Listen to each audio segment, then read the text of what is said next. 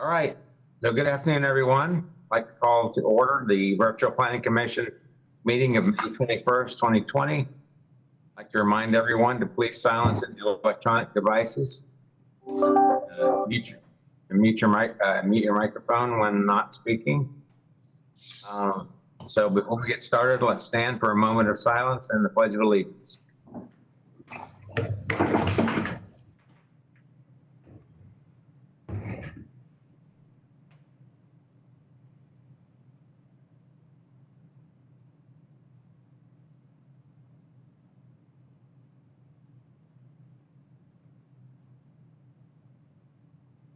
I pledge allegiance to the flag of the United States of America and to the republic for which it stands, one nation, under God, indivisible, liberty and justice for all. Thank you.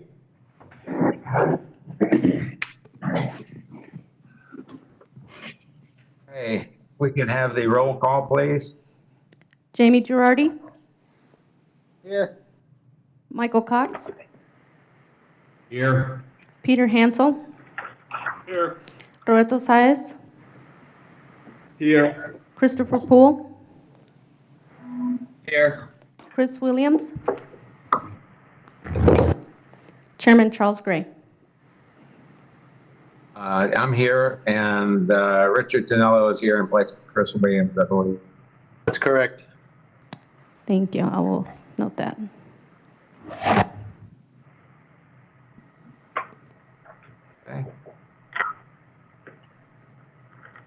Okay, so the Planning Commission is appointed by the Board of County Commissioners. We meet twice monthly, and the Planning Commission serves as a local planning agency. The Planning Commission holds public hearings and transmits to the Board of County Commissioners recommendations on comprehensive plan amendments, land development code amendments, rezonings, and conditional use requests. The Planning Commission is the final decision-making body for special exceptions, certain appeals, variance requests, and certain alternative standard requests. However, final decisions may be appealed to the Board of County Commissioners. If anyone is in opposition to any comprehensive plan amendment, land development code amendment, rezoning, conditional use, or any item where the Planning Commission transmits a recommendation to the Board of County Commissioners, it's important for you to attend the appropriate County Commission meeting. Do we have any minutes for approval? Yeah, there's minutes from the May 7th virtual meeting. All right, so are you making a motion to approve those, Jamie? Yes, I'll make a motion to approve the meetings from the May 7th virtual meeting. Okay, do I have a second? I'll second it. Hansel. Okay, Peter Hansel seconds. Guess we have to have a roll call vote. Jamie Girardi. Aye. Michael Cox. Aye. Peter Hansel. Aye. Roberto Saez. Aye. Christopher Poole. Aye. Chris Williams, represented by Richard Tonello. Aye. And Chairman Charles Gray. Aye. Okay. So first we'll take comment from for items not on the agenda from callers that have registered and are currently on queue. After we'll read into the public record documents, PowerPoints, or videos that have been identified by members of the public be read out loud or played at the meeting for items not on the agenda, not to exceed 3 minutes. And Denise, do we have any of those items? We don't have any items. We don't have anyone to speak on items that are not on the agenda. Okay, so none. There's none to be read, right? Correct. Okay. All right. So our public hearing procedures are that phone call and WebEx participants, including the applicants who have pre-registered for a virtual planning commission meeting, will be notified by the county staff when they will be permitted to speak.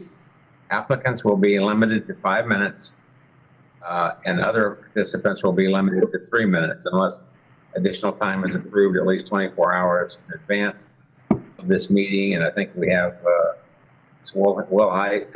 we've approved her for, I think, 15 minutes if she needs. Callers and WebEx participants must announce the following items before speaking, and at that time, they will be sworn by the clerk. They have to give their name, their address, their agenda item number, and the agenda item title.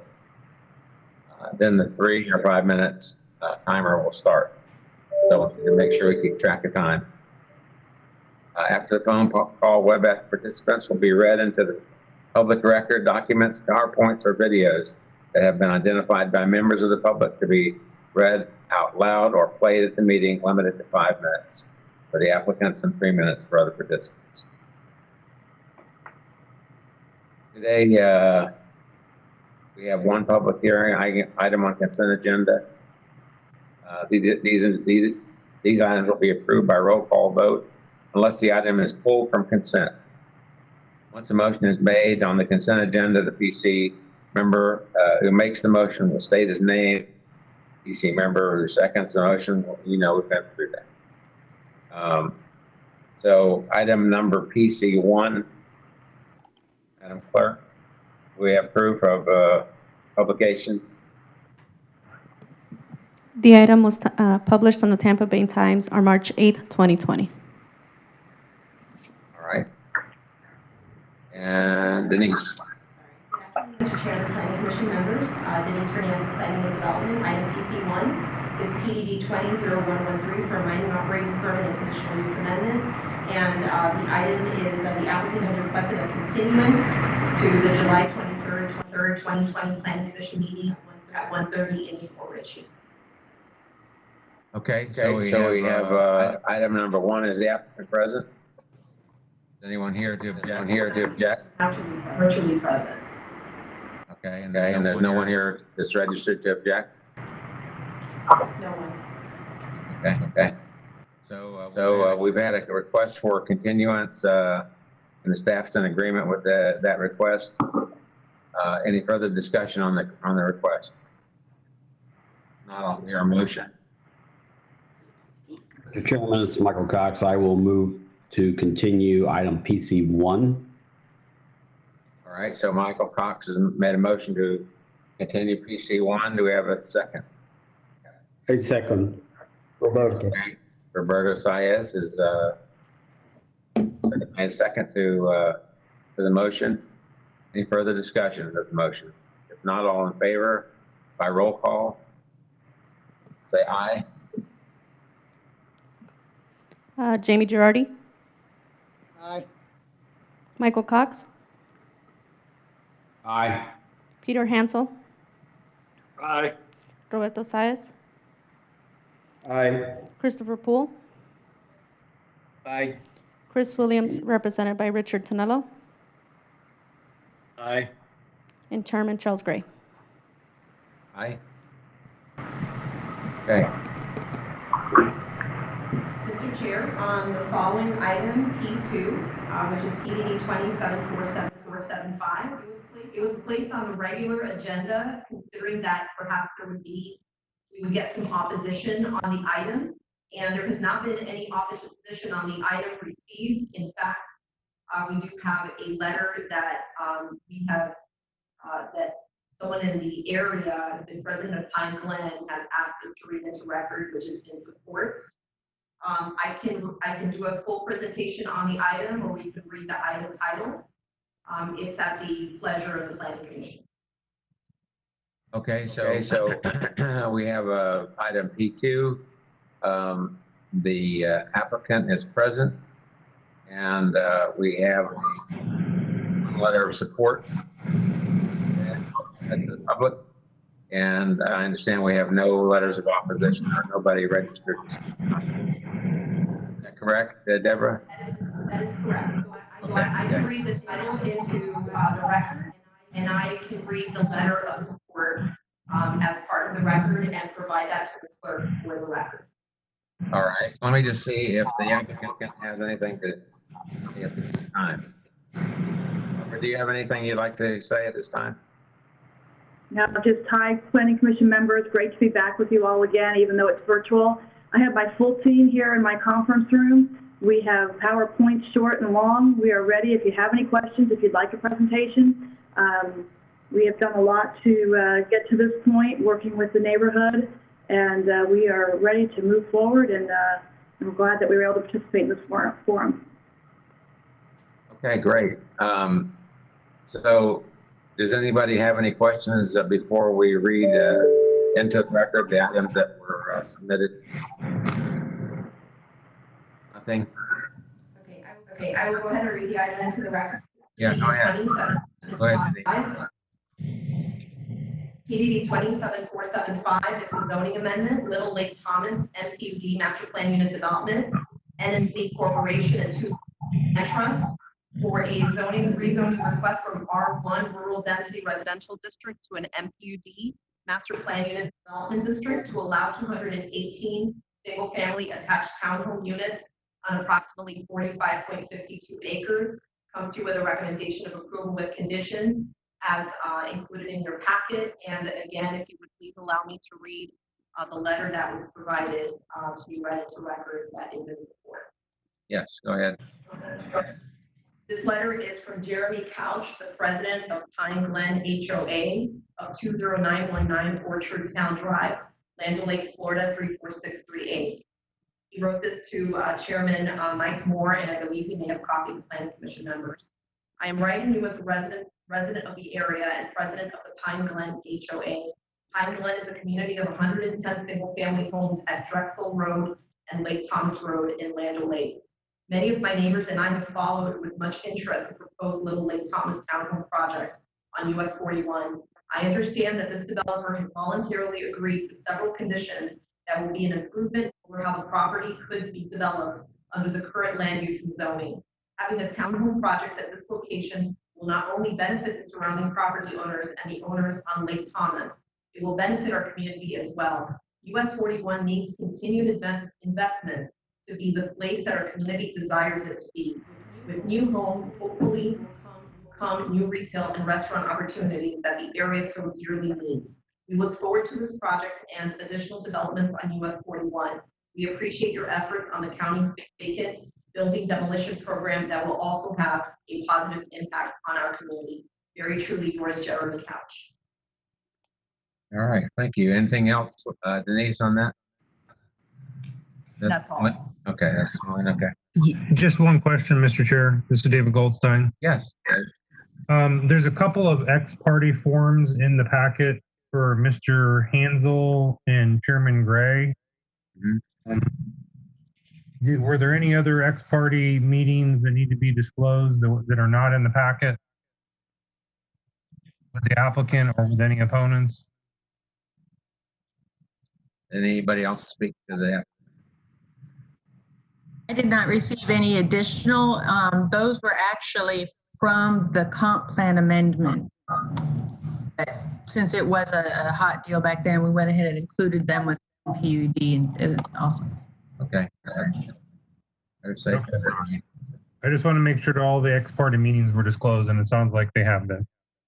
That was my question. Thank To you. my knowledge, yes. All right, so would the board be interested in seeing the full presentation, or are we prepared to vote on this? Mr. Chairman, I've got a couple questions or comments on it if I could. Okay, go right ahead.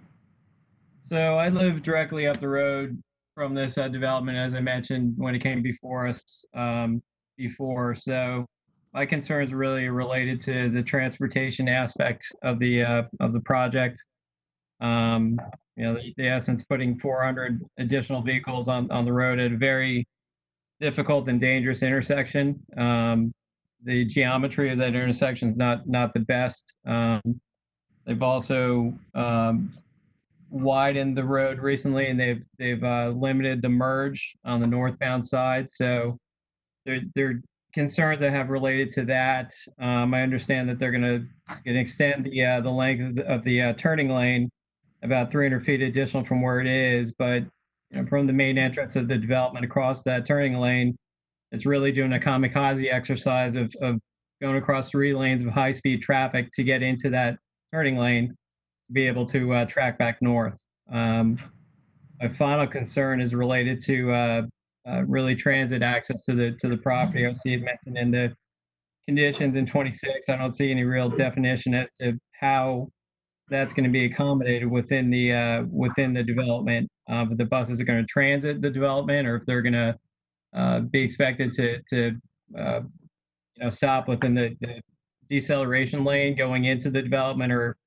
how that's going to be managed. So those are my three primary. All right, let me see if we can get some direction on that from the applicant.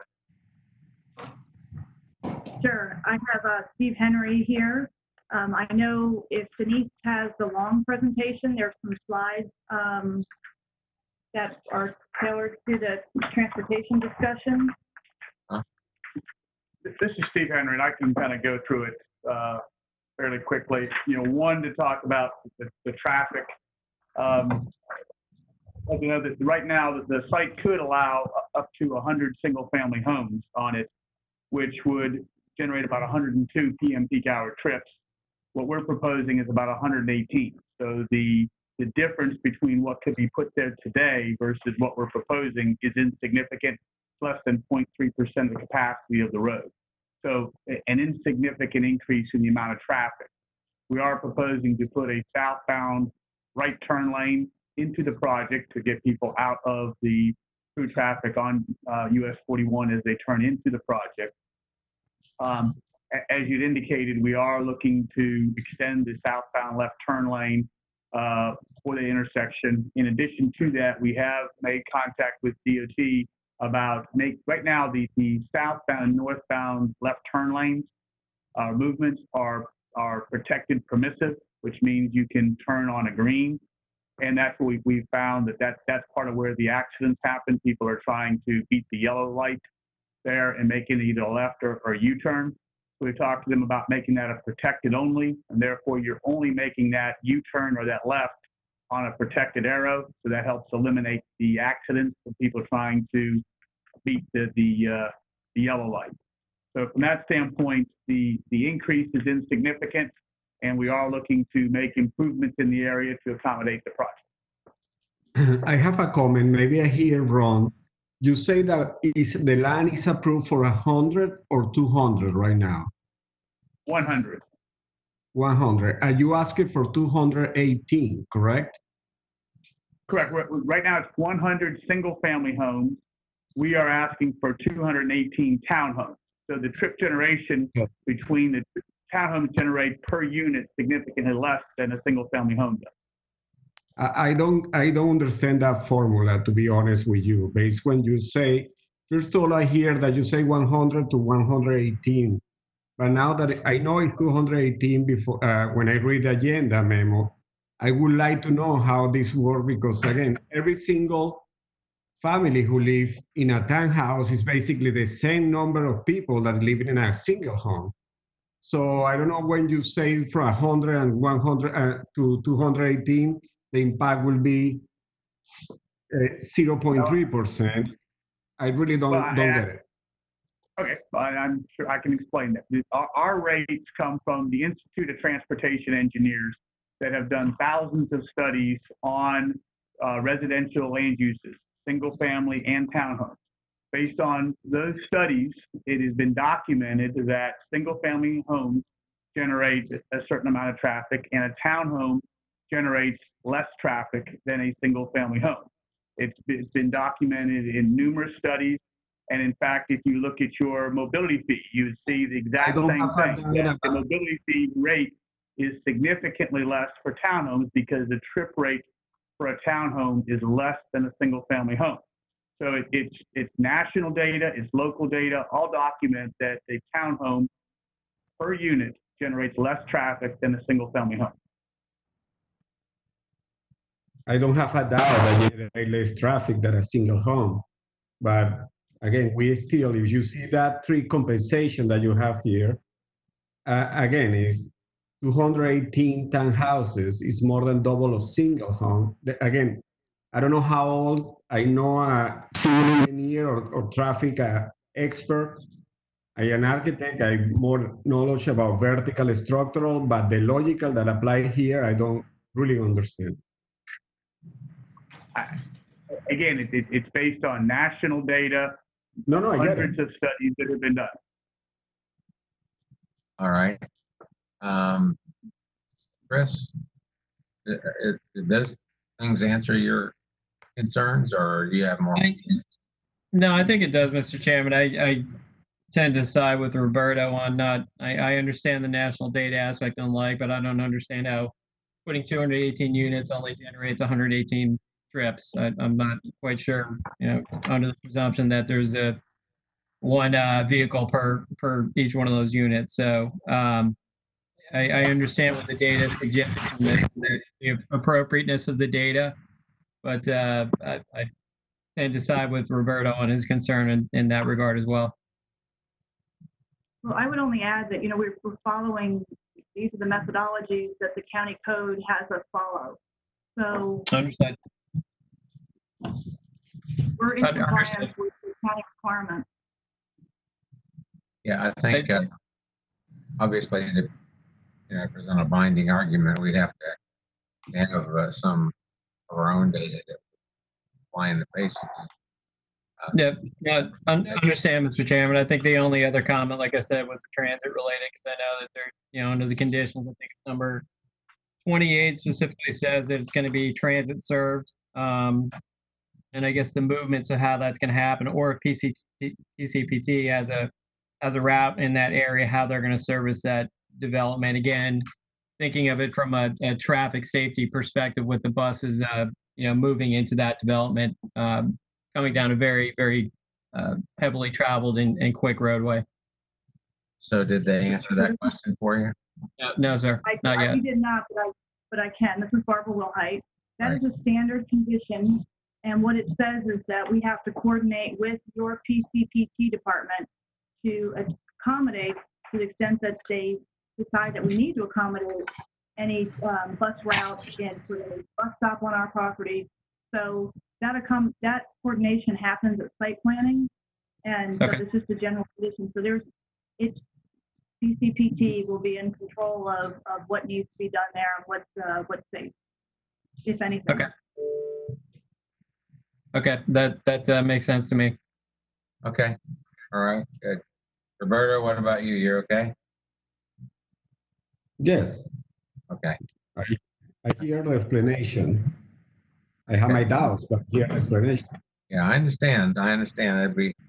It's hard to understand it, but like you said, that's from the national database. It would be, we would be happy. We do have a slide that shows, what can be done in the existing zoning and what can be done as MPUD.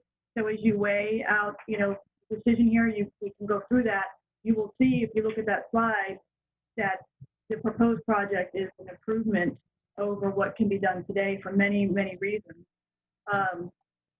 So I'm happy to go through that if you have, any remaining questions or concerns, or we can answer any more specific questions. I suspect that's not necessary, but it's obviously open for discussion if anybody on the board wants to see that. Mr. Chairman? Yeah. Michael Cox here. All due respect to Mr. Henry, but I think that traffic engineers were put on this planet to make stock analysts look like they're geniuses. So, it is what it is. I'm not touching that one. Does anybody want to make a motion? I had a question, Mr. Chairman. Yeah, go right ahead. And this question is for Denise. Denise, when those houses are built, how many parking spaces are allowed for each unit? So what would be the total amount of parking spaces out there? I think that question can be answered by Tammy, who does site review. Okay. Generally, it's two. This is Tammy. Generally, it's 2 parking spaces for a regular 1, 2, or 3 bedroom unit. If they have garages, that of course is a parking space allowed, and then in the driveway. Okay, thank you. Okay. Anything else from anyone? All right. If there is not anything else, do we have a motion? Mr. Chairman, it's Michael Cox. I will move for approval. Okay, we have a motion to approve. Do we have a second? I'll second it. Hansel. Peter Hansel's second. Any further discussion on the motion? All in favor of the motion signify by saying aye as she reads the roll call.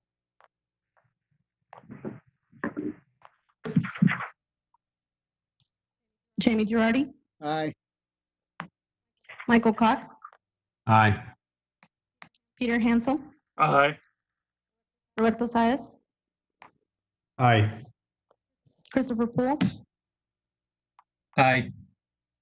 Chris Williams, represented by Richard Tonello, Aye.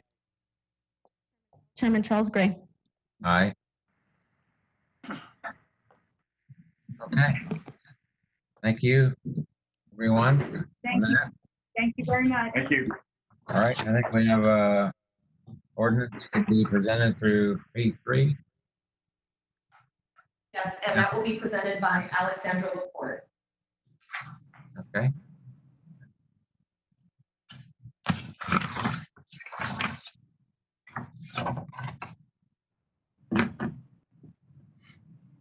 For PDG 20-0560 for the mobility fee amendment for multifamily, ship-defined low-income housing, single-family and multifamily, and vacant parcel incentive zone.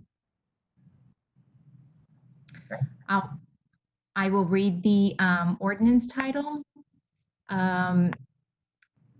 An ordinance by the Pasco County Board of County Commissioners amending the Pasco County Land Development Code Section 1302.2 mobility fees to increase the mobility fees for multifamily in the urban, suburban, and rural standard fee table, to decrease mobility fees for ship-defined, low-income, single-family, and multifamily, and decrease mobility fees for vacant parcel incentive zoned area, and other amendments as necessary to ensure internal consistency, providing for applicability, repealer, severability, inclusion in the Pasco County Land Development Code, and an effective date. The recommendation is to find the proposed ordinance consistent with the Pasco County Comprehensive Plan and recommend approval of the ordinance to the Board of County Commissioners. The first reading is scheduled to be June 2nd. It will be a virtual meeting, and the adoption hearing is June 16th, 2020, also to be a virtual meeting.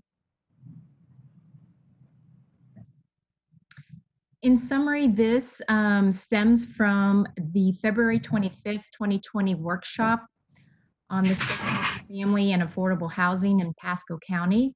The Board of County Commissioners directed the Planning and Development Department to do a few things, one of which was to update the mobility fee tables to further encourage vacant parcel development in the West Market area, encourage the focus of multifamily development to be part of a mixed-use project such as Mushroom, T&D, TOD, and encourage more affordable housing county-wide.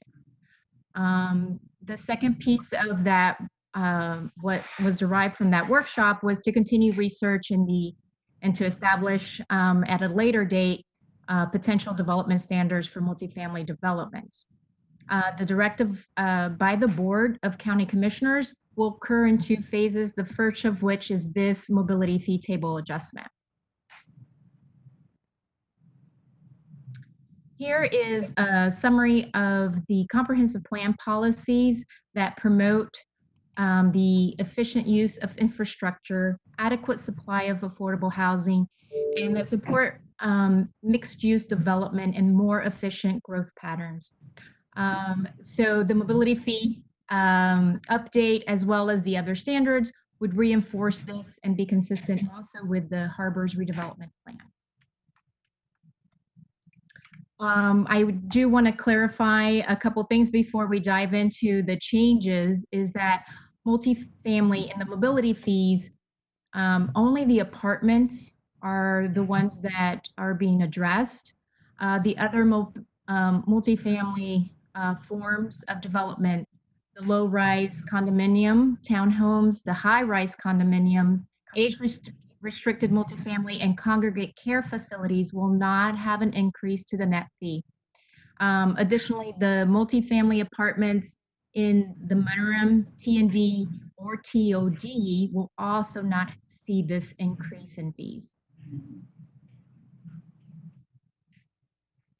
These tables that you will see in the subsequent slides are a summary of changes in your packet. You will have at your disposal the entire spreadsheet of all the tables. We just wanted to highlight what was changed. So in the urban grouping, you have several tables. Multifamily, again, multifamily apartments only sees the increase under the urban standard.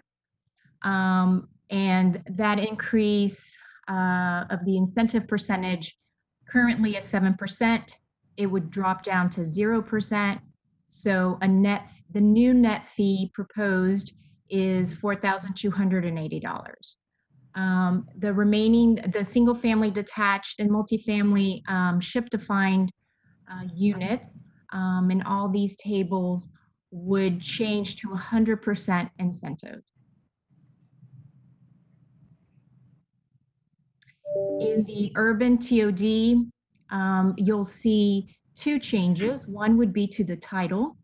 Right now, the table title references both the transit-oriented development as well as the vacant parcel incentive zone.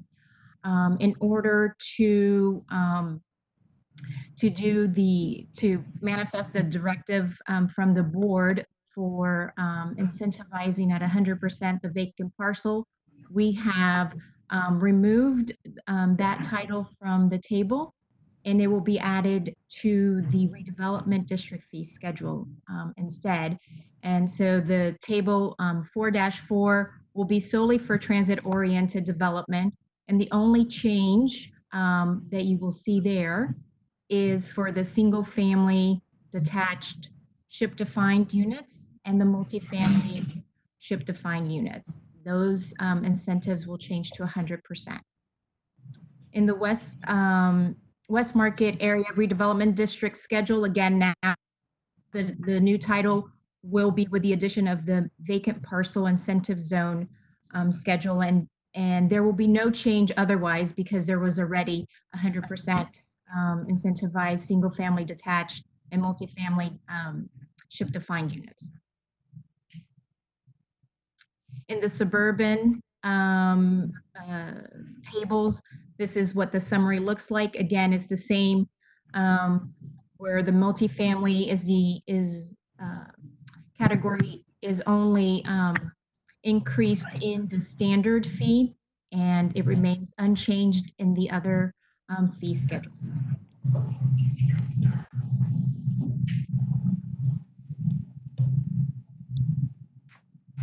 And the rule is the same. You have in the rule, you actually have an additional ship defined large lot single family detached, which would also receive the 100% incentive. And the multifamily in the standard rule fee schedule would see that increase in fees. There are just minor tweaks in the text that needs to be amended so they can be consistent with the table changes, and you'll see these two presented in this slide and in the next slide.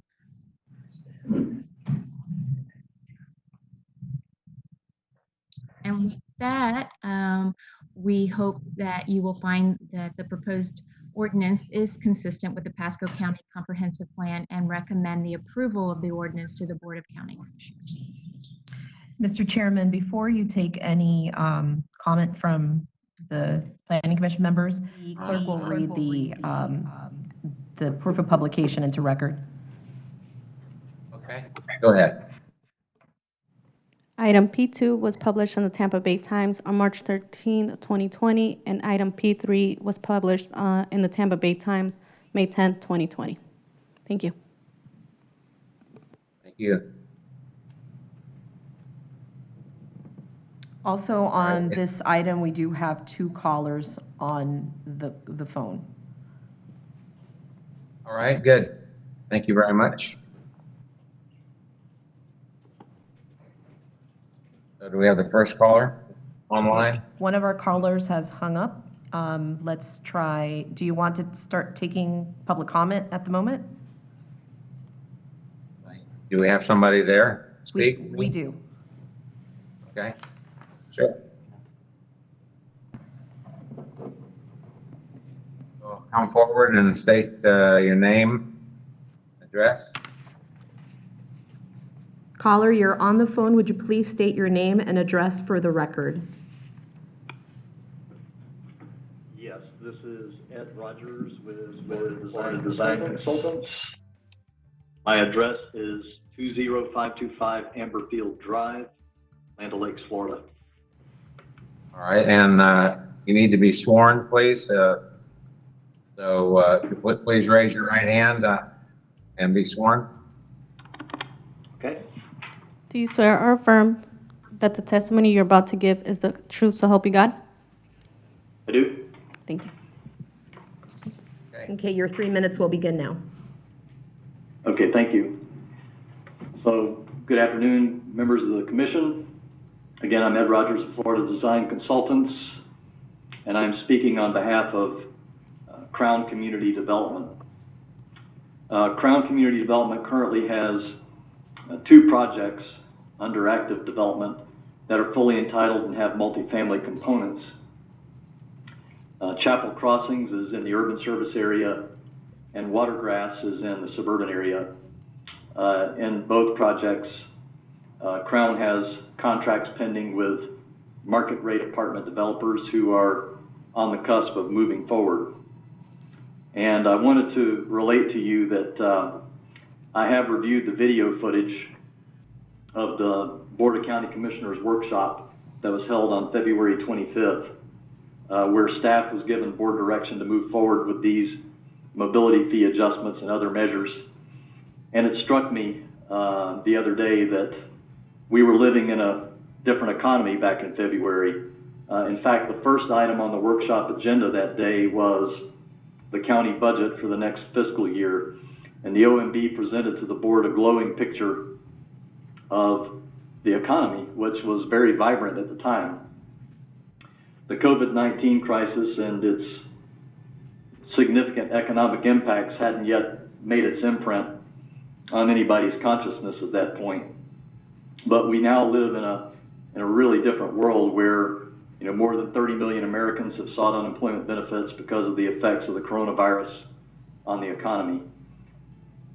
Now, the great uncertainty that surrounds the nature and timing of any recovery from the current economic cataclysm makes deals like Crown's pending multifamily sales jeopardized. A mobility fee increase at this time could be just the thing to scuttle those deals.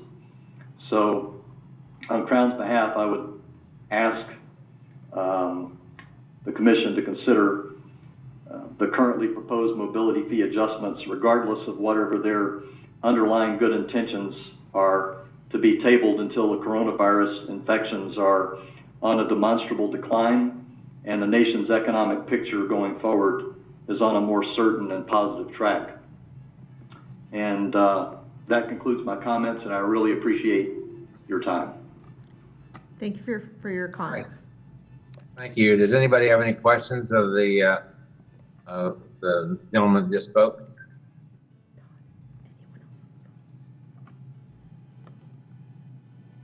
All right. Do we have someone else there, Denise? Yes, we have Barbara Wilhite, who is probably still on as a panelist, and we'll give her 3 minutes to provide her comments. So if you would please state your name and address for the record, and we'll have the clerk swear you in. And you'll have to unmute yourself. Can't hear you, Barbara. Okay. There we go. Okay. Barbara Wilhite, 6327 Grand Boulevard, Newport Richey, Florida, 34652. And do you swear or affirm that the testimony you're about to give is the truth, so help you God? I do. Thank you. Your 3 minutes will start now. Thank you. Good afternoon again. I am as well here speaking to you on behalf of Crown Communities, a long-time client of mine, maybe a little different perspective. Crown Communities entitled Watergrass in 2006, including multifamily. And then many years ago, around 2013, we entitled Chapel Crossings. The point I make there is that, you know, these projects have been entitled for a while with multifamily. I think a lot of the concern that we've seen over the multifamily issue is rezonings, where people are seeking plan amendments and rezonings, not so much the projects that is entitled long ago. So Crown finally gets the opportunity to move these projects forward and get contracts on them, and then comes COVID, and then comes this potential increase. So it's a significant issue to them. They've been good partners to the county. They have produced Seven Oaks, which is an outstanding project, a tax base that has been maintained there over the years. We have letters from the property appraiser saying Seven Oaks has maintained property values the best of all developments in Pasco County. So they're a good partner of ours, and what this increase would do is kind of stick them in the eye in a time when there's so much uncertainty right now. So I would also state that I have concerns about continuing to burden the urban service area when I read in the paper, you know, that the struggles that the school districts, the teachers, the students, their families, the administrators are trying to deal with the overcrowding that we've produced by these policies that we continue to perpetuate and not really review. We have undercapacity schools in Hudson, in areas where you're about to raise, if this commission and the board goes along with these fees, in areas where you're about to raise the multifamily rate for market rate apartments. And we have, I read in the paper the struggles about fights over who's going to get to use these ball fields at our parks in the urban service area, when we have ball fields that we don't have those struggles with in other parts of the county. So I think that the timing isn't good, and I think that doing just a policy change in a vacuum and not really doing it in a coordinated manner is going to potentially cause unintended consequences. And so those are my thoughts on behalf of my client, long-term client at Crown Communities, as well as myself. Thank you for your comments. Thank you. Thank you. And do we have any questions for Barbara? Yeah, I have one. This is Peter Hansel. Go ahead, Peter. Your main concern is that this will be an additional financial burden, not just on your client, but on others within the county. Is that the concern? Yeah, that is the concern, that we've got delicate balance of they're trying to hold projects together and hold deals together during COVID, and this is an increase that's come at a time that makes scuttle those deals. And then I just worry about the overall policy aspect of unintended consequences of the action, especially beyond the urban service area. So do you see this as a financial burden? I read in here where it's basically looking at, we call it the urban transit development in West Harbor's market area. Plus they also indicated that the redevelopment, there was a sentence in here about the central Pasco area also. So what you're addressing in yours by saying, the concern I have is that you have some evidence that this would be a financial burden to developers moving forward. And in essence, they're not getting anything in return from the county. They're just paying additional fees. Go ahead. So Chapel Crossings is in the urban service area, and that's a 7% increase. And Watergrass Promenade is in the suburban area, and that's a 17% increase proposed. And yes, my client has told me that it could be a burden to their pending deals and scuttle the deals. I'm speaking on behalf of that client. I don't have any knowledge myself. My client had some outpatient surgery yesterday, so he couldn't attend this virtual meeting himself. So I'm attending on his behalf. Any other comment, Peter? Do you have more you want to say? I'm reading on page And it says G, one of the goals is to provide for the creation and preservation of affordable housing for all of Pasco County residents, particularly low to moderate income households. I fail to see how adding additional fee to developers would benefit low to moderate income households. That's my comment. So, especially at the So can I, this is David Goldstein. Can I explain? please. I think we're confusing two concepts here. One, Barbara's talking about an increase in what I'll call standard or market rate apartments. The argument is that by increasing the fees on standard or market rate apartments, adversely affect these deals that Crown has entered into. Thank you. There's a separate, as part of the same ordinance, there's a reduction in the mobility fees for ship-to-find, affordable, multifamily, and single family. In other words, get up for standard apartments, but they're going down for ship-to-find, affordable apartments. In fact, they're going down so much they're going down to zero. Okay. So what? I don't think Barbara's talking about that reduction. I don't think she's a to that reduction. I think she's saying it's the increase in the standard fees that is causing concerns for her client. That's correct. It's the standard market rate. The sentence you read was about the reduction for single family and affordable multifamily. And let me just make one more comment. Please, these two, this increase and decrease are somewhat linked together. And the reason for that is because our mobility fee system is a system of subsidies. In other words, it uses other revenue sources, gas tax, sales tax, to buy down or subsidize certain. So in order to offset this reduction, affordable multifamily, affordable single family, and the additional jobs in the Harbor's West Market area, there has to be a corresponding increase somewhere else to make it revenue neutral.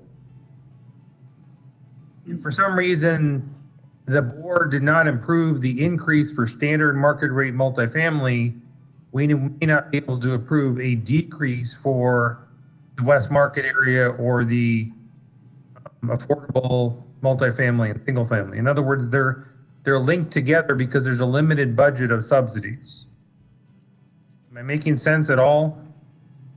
Yeah, I think what you're saying is very clear to me anyway, David. This is Chuck Gray. I have a sort of the same perspective on it that Barbara has, in that I think this is probably not a good time to increase fees to anybody that wants to bring a benefit to our county. I think it's a factor that would discourage them and to want them to go somewhere else. We need growth, and obviously we have to manage growth, but we need healthy growth.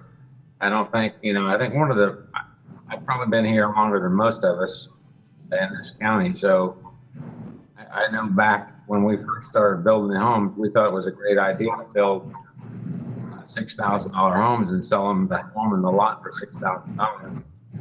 Everybody was happy, but the problem is that we ended up with a lot of low-income type housing. Mm-hmm. It's something that we're sitting there with now. I'm not sure we need to continue to encourage more low-income housing. I think we need to encourage healthy, self-sufficient development, because a healthy economy rises all boats.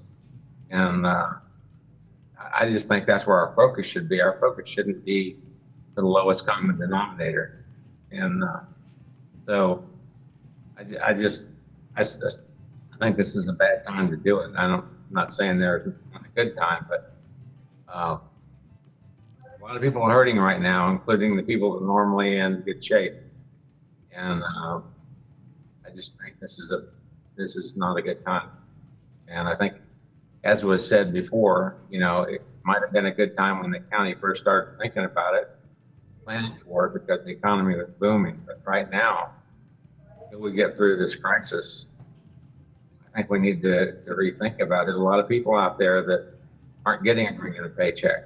And, you know, these contractors and construction workers, mechanics, you know, all kinds of people like that. And we need to think about growth for them and not so much about just cheap housing. That's my thing. Mr. Chairman, it's Chris Poole. I'll go on the record as saying I agree with you, sir. I think that, you know, the economic uncertainty of what we're dealing with on the backside of COVID and reading that Florida state sales tax has been decimated in March and it's supposed to be, the numbers are supposed to be even worse in April, as well as a bunch of other different factors. I really think it's when this item was looked at back in February, it might have been an appropriate time to consider these changes at that time. But given the uncertainty that we're facing, I really think this is an issue that should be tabled and picked up at a later date. All right, anybody else? Mr. Chairman. Mr. Chairman, it's Jamie Girardi. A couple of things to add here on this one. Not only just the timing of the whole thing, but I really, and I raised this point because I think I raised this point when similar mobility fee discussions came up on multifamily and on apartments along the 54-56 corridor several months ago. You know, you have a lot of developers that have projects that are vested in that corridor as well as in the county.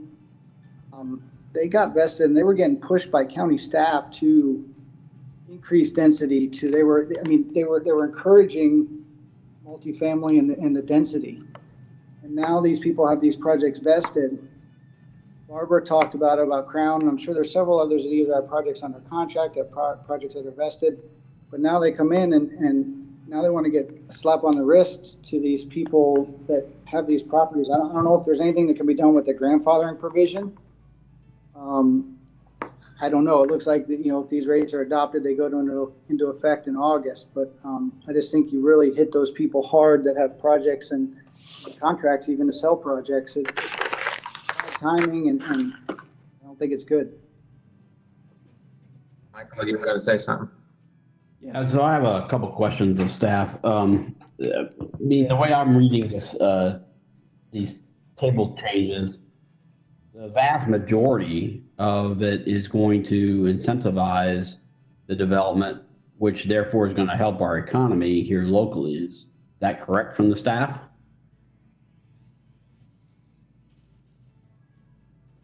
I'm sorry, Mr. Cox, could you repeat your question? So the majority of what I'm seeing in the table here is the proposed incentives are mainly going to 100% being incentivized. So the majority of projects would actually receive a boost, correct? Can I try to answer that, Alexandra? So I think you're correct, Mr. Cox, that there are more decreased fees in this table than there are increases. That's an accurate statement.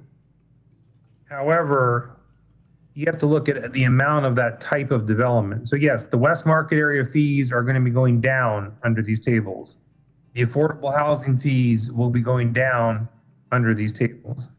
But the percentage of development that we get in Pasco County that's in the West Market area or that's affordable housing is likely less than it is for market rate apartments.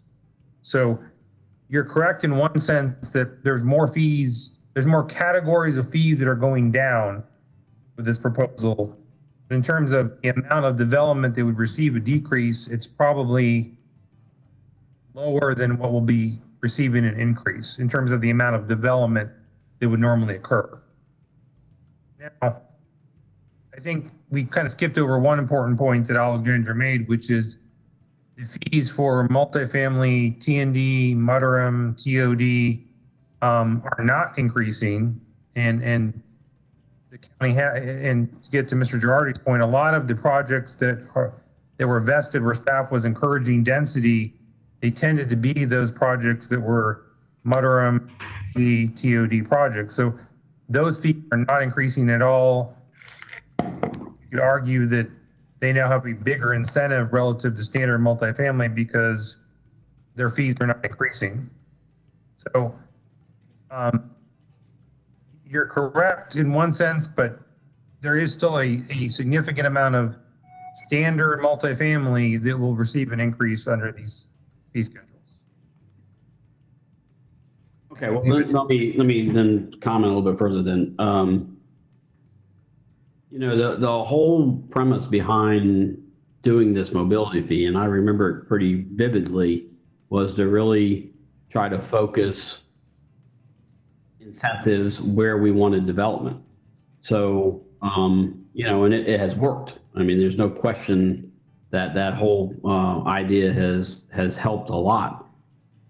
The thing that I think about here is that there has been a big boom in the apartment developments around the county. In fact, I mean, I think a lot of people think that maybe we have too much, but you know, I am a believer in the market, and the market will determine how much is too much. But one thing that does come to mind is that these developments have routinely been built and then sold for significant amounts of money per unit. You know, when you read in the paper about some of these developments selling for $300,000 and $400,000 per unit, it seems to me like that this increase is not going to have that big of an effect on it. That's number one. Number two, David, correct me if I'm wrong, but the ones that are already entitled, all they need to do is to pull building permits before this ordinance goes into effect, and it would not, correct? That's correct, that if they pull a building permit before August 10th, which would be the earliest it could go into effect, it would not be subject to these increases. In addition, the Planning Commission could recommend a delayed effective date till January 1, or the board could recommend a delayed effective date till January. A lot of our impact fee increases tend to take effect on January 1. So there's nothing magical about the August 10th date other than that's the soonest it could happen under state statute. But is it possible for Planning Commission or the board to recommend a January 1 effective date? Yes, and that's kind of our historical practice, is to implement new fees effective January 1. And if they got their building permit before that effective date, they would not be subject to these increases. Does that answer your question? Yeah, it does. And so, I mean, I think that, you know, obviously let's start with the BCC, and given the fact that, you know, obviously their final say on it, I'm more apt to support what we've been shown here today. All right, anybody else have a comment?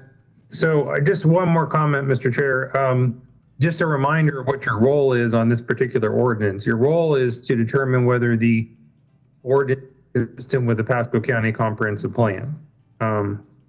So you need to make a recommendation on that issue one way or the other.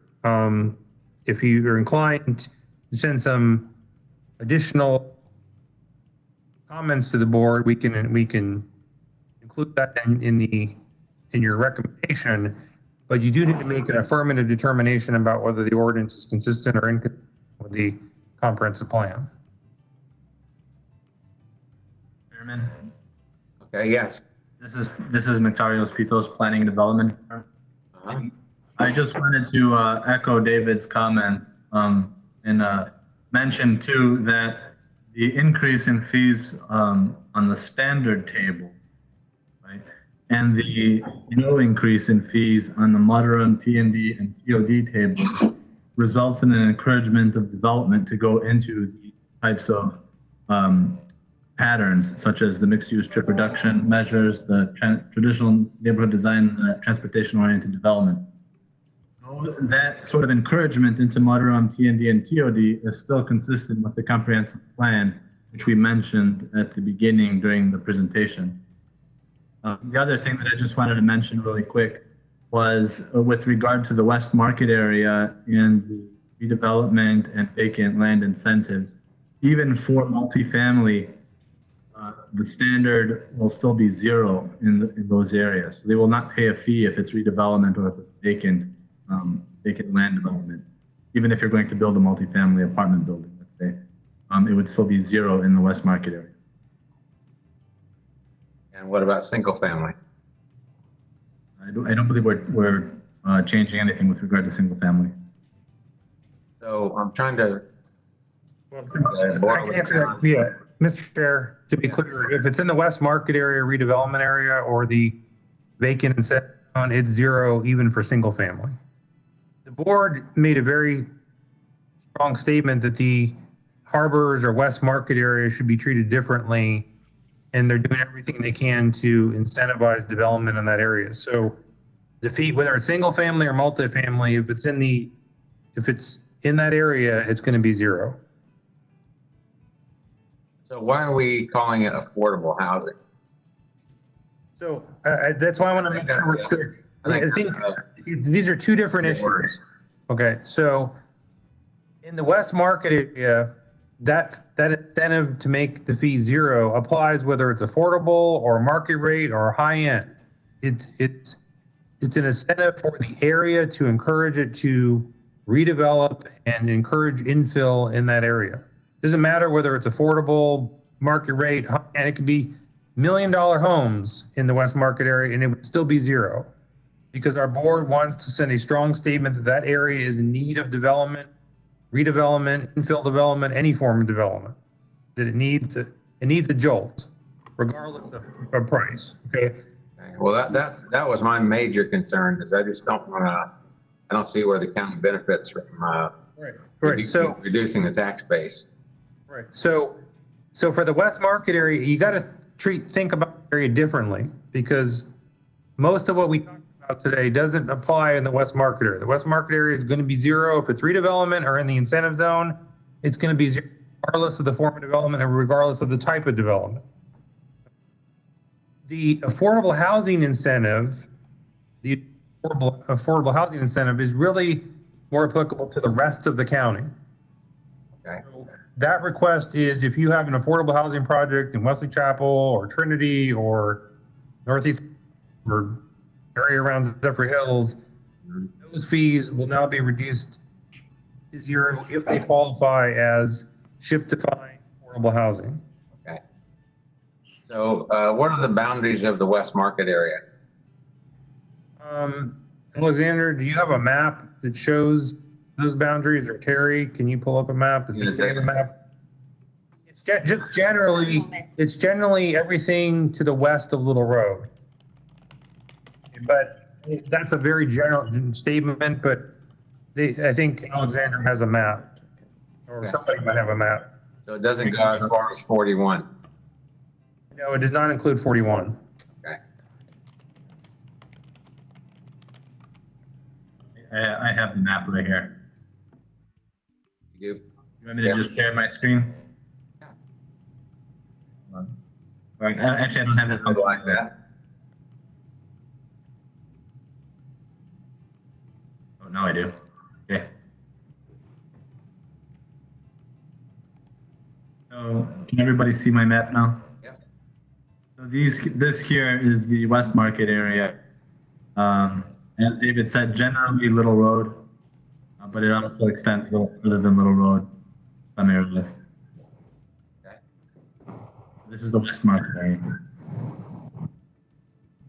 Okay. Does it include the green up where it says north? That's the North Market area. So the North Market is what you see in green there. Central is what you see in this lighter blue color. South Market is this lighter green color here. And of course, East Market is way out on the east side of the county. So to answer your question, Mr. Chair, it would not include the area that's in dark green. Okay. All right. Well, that explains it a little bit better to me. I don't feel quite as concerned as I did, as it sounded to me in the initial that we were trying to encourage just low-income housing, basically, in the West Market area. So I wanted to make. Yeah, so I want to be clear, Mr. Chair, this isn't just about trying to encourage low-income housing. If I had to summarize what the changes they're doing, they're trying to for development in the West Market area by increasing the incentives in that area. It's trying to encourage more mixed-use multifamily in the form of T&D, TOD, and it is also encouraging affordable housing. That's the third prong of it. But say that it's only about affordable housing would not be accurate. And to offset those additional incentives, another fee increase. And so the first proposal was that increase would be on standard multifamily. Okay, so just for clarification purposes, I'm sure somebody besides me has a question. What is a standard multifamily? So standard multifamily would be what I'll call market rate multifamily that is not in a T&D, mixed use, mudroom, or TUD form of development, and is not affordable, and it's not age restricted. It's not a condo, it's not a townhome, it's what I'll call market rate apartments, basically, that are not in a mixed use form of development. Okay. Mr. Chair, the caller we had on the phone previously who dropped off is back on the phone. Can we take his call on this item? It's calling on this item. Yes. He had dropped off. He had gotten disconnected and he reconnected. Okay, we don't have a motion yet, so do we, or did you make a motion, Mike? I did not yet. Okay, all right. Okay, yeah, Gus, go ahead. Okay, so we'll put him on. Okay. Sir, would you please state your name and your address for the record? Sure. My name is Eric Garduno. I am representing the Bay Area Apartment Association. Our address is PO Box 151958, Tampa, Florida, 33684, and I'm speaking regarding agenda item P3. Okay, and we're going to have the clerk swear you in. Okay. Do you swear or affirm the testimony you're about to give is the truth, so help you God? I do. Thank you. And your 3 minutes will start now. Thank you. Good afternoon, Planning Commission members. Really appreciate this opportunity to speak before you. As noted, I'm representing the Bay Area Apartment Association. We're a not-for-profit trade association representing the apartment industry in the Tampa Bay area. I am going to focus my comments specifically on removal of incentives for multifamily construction in the urban, suburban, and rural standard categories. I believe my colleague is also online and she'll talk about the affordable housing portion of the ordinance. We do have concerns about the removal of the incentives. Generally, incentives like these do encourage additional investment in multifamily development, more apartment units out there. The less rent pressures there are generally for everybody in the county. And so removing incentives could have an unfortunate consequence on just raising prices that I don't think anybody would like to see. But more importantly, I think, looking at what it's doing, it's removing incentives on 3 specific categories for multifamily, while not doing anything about dozens of other categories that are in the code, categories that deal with things like fast food restaurants, tire stores, categories in there. We're the only ones being singled out. Seems a bit unfair and arbitrary. And we're at least as important to have more multifamily as, say, another fast food restaurant. But on top of that, I'd also say one of the things that we took away from the workshop back in February, where this ordinance was, discussed, that the data presented during that workshop actually indicates that 80% of the mobility fees being collected come from the urban, 20% from suburban, and 0 from rural. So that tells us that actually the incentives haven't been very effective in the suburban and not at all effective in the rural categories. So if anything, we'd ask the commission to consider actually increasing incentives in those areas. I think of the data that we have available to us through market data research suggests the same thing. The latest information we have from a source called CoStar says that of all the apartment units that are being developed, have recently been developed, or are in planning stages for development, they're all in the urban areas except for one. So indeed, I think the data points or suggest that if anything should be done for the rural and suburban increases of incentives to actually spur investment, it makes a lot of sense. Your time is up, sir. Your time is up, sir. Did you state that there was someone else on the line, or that is it Ms. Wendy? I believe one of my colleagues is also signed up. Is she on the phone now, or because we don't have her waiting in the queue? She should be signed up and in the queue. We were just communicating a moment ago that there's no one else in our queue. Okay, there is a person in our queue, but could you at least tell us what the area code, not the person's number, just tell us the area code? 1 second. I have it programmed. Because it doesn't match. It's 813. 813. Okay, that's not the person we have in our queue. Okay, thank you, sir, for your comments.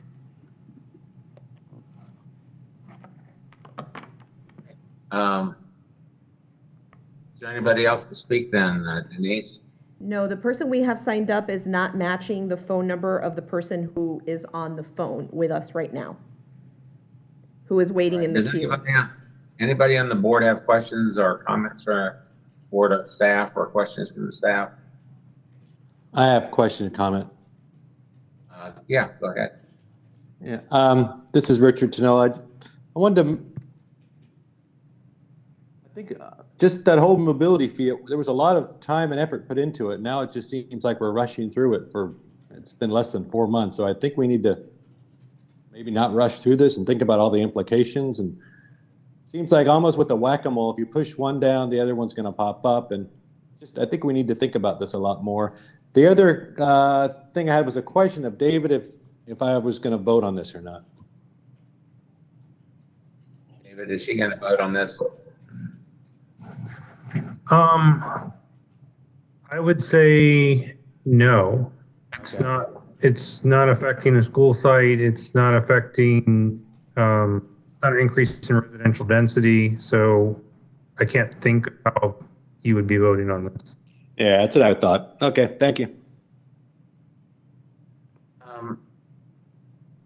I do think that there is some merit to consider moving the date back a little bit. If we do end up approving this, I think probably it would be reasonable to give some of these people that would be unaware a little time to through the potential issues. I would be much more inclined to support it if it started at a later date. Mr. Chair, before you make any motions, I don't want the caller who's on the line to not speak just because they may have called in a different number than they registered for. So can we ask the caller to identify who they are and see if it's the same person who registered? Okay, we'll do that. Wait. Caller? Hello. Caller? Hello?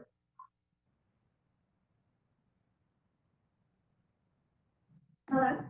Yes, caller, would you please state your name for the record and your address? Yes, my name is Wendy, last name Milinkiewicz. Our address is PO Box 151958, Tampa 33684. Okay, and we're going to have the clerk. We're going to have the clerk swear you in. Do you swear or affirm that the testimony you're about to give is the truth, so help you God?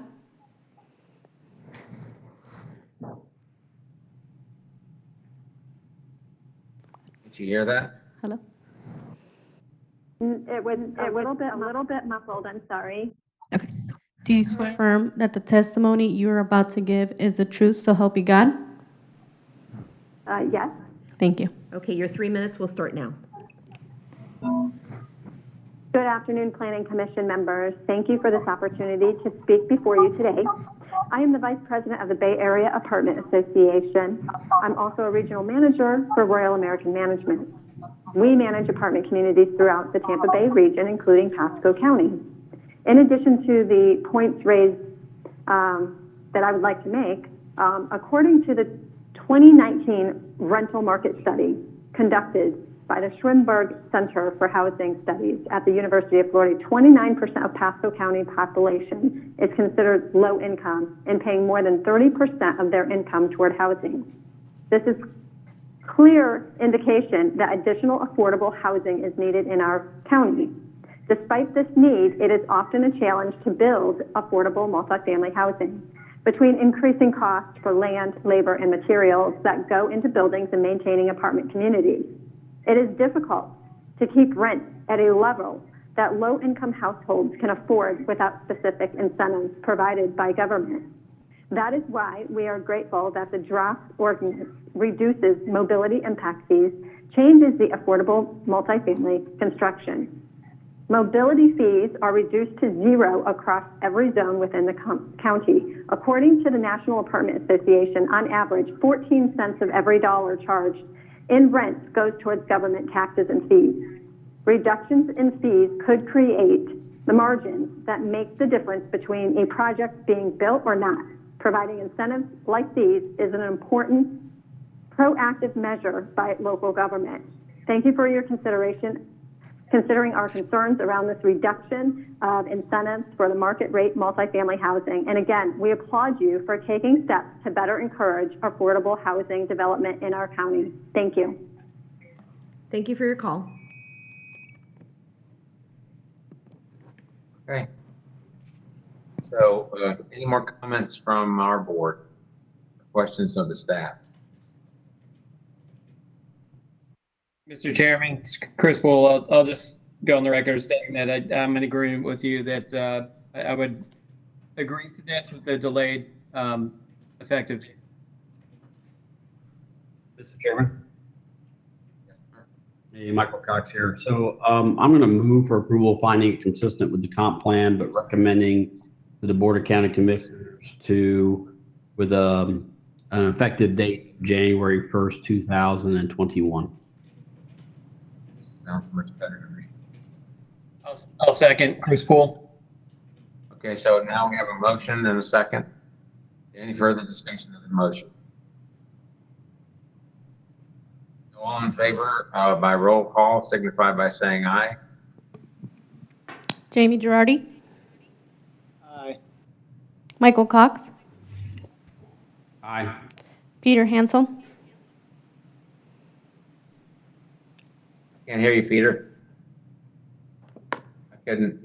Turn your mic on. There you go. Peter Hansel? Say it again. No. No. Okay. Roberto Saez? Aye. Christopher Poole? Aye. Chris Williams, represented Richard Tonello, he's not here, and Chairman Charles Gray. Yeah, Mr. Tonello is not voting on this item. Okay, Chairman Charles Gray. All right, so I guess the ayes have it. Sound good, Terry? Thank you, Mr. Chairman. Okay, welcome home. Been away for a few days, huh? Okay, anything else from members of the board? If not, I guess we can adjourn, right? So Michael Cox made a motion to adjourn. I'm sorry, Denise, what? Denise? Mention something to the Planning Commission members. Sorry about that. So for the entire month of June, the Planning Commission meetings will be held by virtual meeting. The Board of County Commissioners approved that yesterday. So just wanted to let you know that the Planning Commission meeting of June 4th and June 18th, I believe it is, both of those will be held by virtual meeting. Okay, great. Thank you very much. Thank you, everybody. I think a motion to adjourn was made by Michael Cox. Do I have a second? Second. All in favor? Signify by saying aye. We don't need a roll call. Aye. Aye. Aye. Bye, everybody. All right. Good afternoon. Weekend. Bye-bye.